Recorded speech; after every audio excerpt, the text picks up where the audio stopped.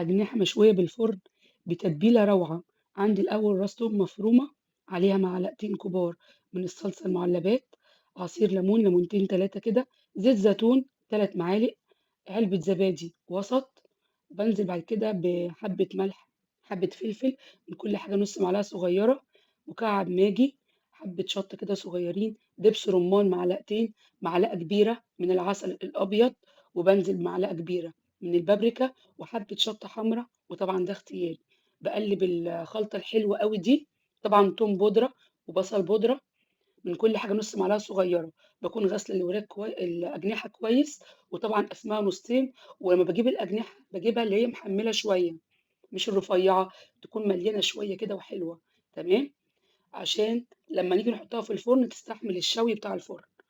ب باسيبها في التتبيلة طبعًا يُفضّل من ساعة لساعتين، وممكن تسيبوها كمان قبليها بيوم.